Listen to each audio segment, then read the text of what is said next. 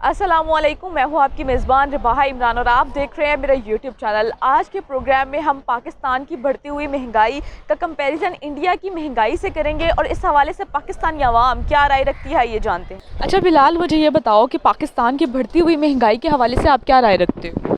अच्छी बात तो नहीं है महंगाई होना, क्योंकि एक तरफ महंगाई तो बढ़ती जा रही है लेकिन दूसरी तरफ इनकम नहीं बढ़ रही है हमारी, तो वो पिसते जा रहे हैं। मिडिल क्लास जो है वो दबती जा रही है, इस वजह से जो है बहुत प्रेशर है हम पर। क्या कहना है जी, बस अब सब्र शुक्र ही है, क्योंकि हमें ये बात समझ में आ गई है कि हमारा होना कुछ नहीं है। ये बात हम मायूसी की जो कौम है ना, वो आखिरी स्टेज पे पहुंच गए हैं। क्योंकि जब भी हमें खान साहब ये कहते हैं ना कि जी इकॉनमी के जो हैं इंडिकेटर्स वो बहुत अच्छे हैं, अगले ही दिन वो बिजली भी बढ़ा देते हैं, पेट्रोल भी बढ़ा देते हैं। पता नहीं वो बढ़ाने को अच्छा कहते हैं या किसको अच्छा कहते हैं। कोई भी चीज़ की कीमत ये 2.5-3 साल में इनके कंट्रोल में नहीं रही। ये जो कहते हैं, जिस चीज़ को भी ये टारगेट करते हैं, वो बजाय नीचे जाने के ऊपर जानी शुरू हो जाती है। बहुत ऊपर तक है कि जहाँ तक हमारी सोच में नहीं थी।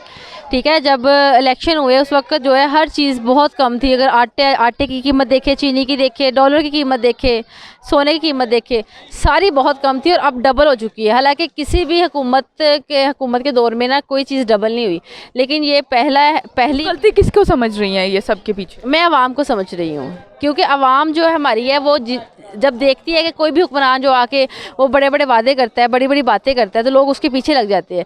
वो ये नहीं देखते जो हमारे पिछले हुक्मरान हैं उन्होंने हमारे लिए क्या सोचा हुआ, उनका फ्यूचर क्या है। ठीक है, हमारी आवाम जो है वो हर बंदे के पीछे भागना शुरू कर देती है और इन्हें लगता है कि 5 सालों से कुछ नहीं होता। पाकिस्तान की गुर्बत की सबसे बड़ी वजह यही है कि जो 5 सालों को कुछ समझते नहीं है ना, कि अब इसे चांस देते हैं, अब इसे चांस देते हैं। इस तरह नहीं होता। एक हुकूमत को अगर अब पीटीआई है तो अब आवाम पीटीआई के पीछे पड़ गई है। अब पीटीआई को 10 साल दे, 15 साल दे, ठीक है, अगर फिर भी ना तरक्की हो ना तो फिर आवाम इस चीज़ पे कहे कि हाँ नहीं तरक्की नहीं हुई। ठीक है, अभी इलेक्शन की बारी अभी बहुत पीछे होती है और लोग पहले सड़कों पे निकल आते नहीं अब हमने नून लीग को वोट देने हैं।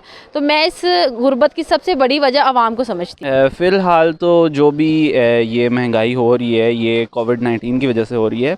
सिर्फ पाकिस्तान का ये हाल नहीं है, पूरी ओवरऑल अक्रॉस द वर्ल्ड ही ये हाल है। इकॉनमी क्रैश हुई हुई है।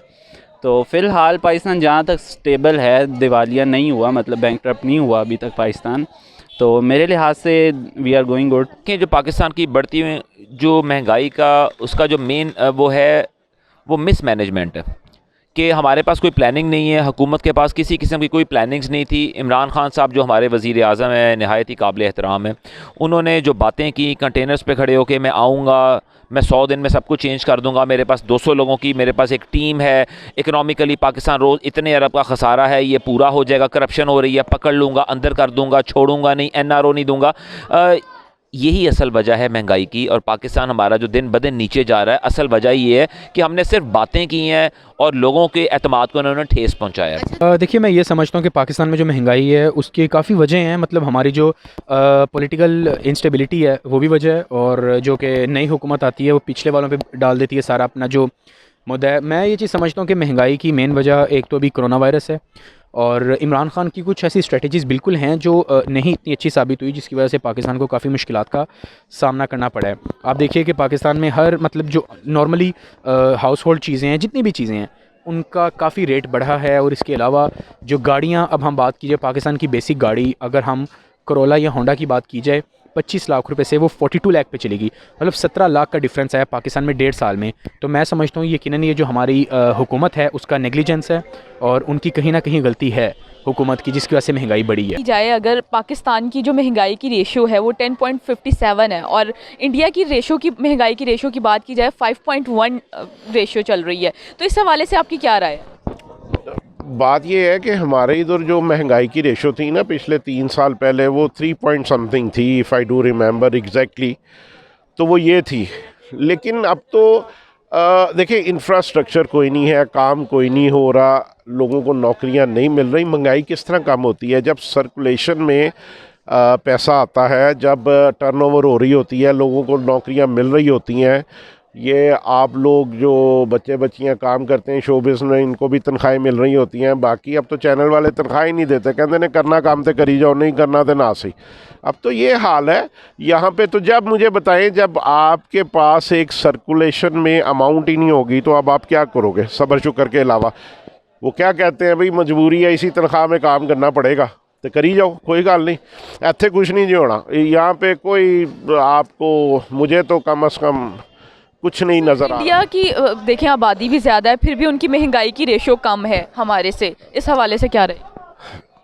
आपने ये नोट किया इंडिया में इंडस्ट्री कितनी है?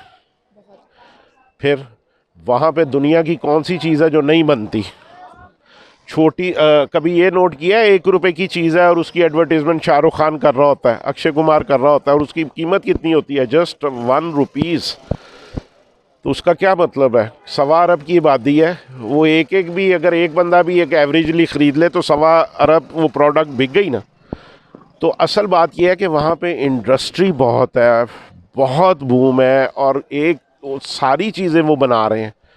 तो पाकिस्तान में तो अभी कुछ भी नहीं है, चलती हुई इंडस्ट्री बंद हो गई है, और यहाँ पे नौकरियों से लोगों ने डाउन साइजिंग हो रही है, सबको पता हो रही है डाउन साइजिंग। जिनकी तनख्वाहें 50,000 थी उन्होंने कहा 25,000 काम करना ही तो कार नहीं तो दौड़ जा।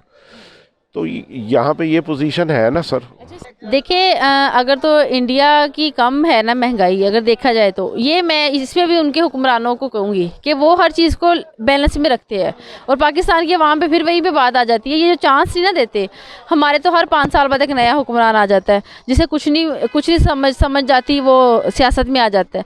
मुझे लगता है इसे खेल समझा गया है, मुल्क को चलाना एक खेल है, तो हर बंदा, ये कोई खेल नहीं है। देखिए गरीब आवाम है, गरीब आवाम लोग मर रहे हैं, हर तरफ गुर्बत का जो पहाड़ गिर रहा है ना, तो इस चीज़ पे थोड़ा सा गौर करना चाहिए हमारे हुक्मरानों को भी, आवाम को भी।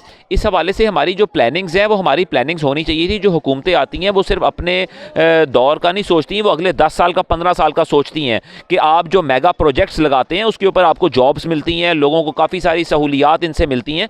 तो इस हुकूमत ने भी ऐसा कुछ नहीं सोचा और टांगें खींची हैं, अंदर किया है, लोगों को पकड़ा है, इसको पकड़ लेंगे, उसको पकड़ लेंगे। तो इसकी मेन वजह ही ये थी कि आपने कोई प्लानिंग नहीं की। आप जो अपनी इस चीज़ को, अनाक को थोड़ी देर साइड के ऊपर आप रख के आप अपोजिशन के साथ बैठने को तैयार नहीं है। जब वो भी बैठना चाहते हैं, बात करना चाहते हैं, आप कहते हैं मैं नारो नहीं दूंगा। तो असल वजह ये है। बेसिकली इकोनॉमी साइज़ अलग है दोनों का। इंडिया बहुत बड़ी मार्केट है, पाकिस्तान उससे कंपैरिजन में छोटी मार्केट है, और बाकी पॉपुलेशन का भी बहुत फ़र्क पड़ता है। और बाकी इंडिया की ग्रोथ रेट हमसे, ऑब्वियसली जीडीपी उनकी बड़ी है हमसे, तो उन पर इतना अफेक्ट नहीं आता जितना हमारे ऊपर आता है। हमारे ऊपर लोन्स बहुत हैं, पेमेंट्स होती हैं हमारी, इस वजह से हमारे ऊपर लोड्स अलग है। इंडिया का बिल्कुल अलग है यहाँ से हमारे हिसाब किताब।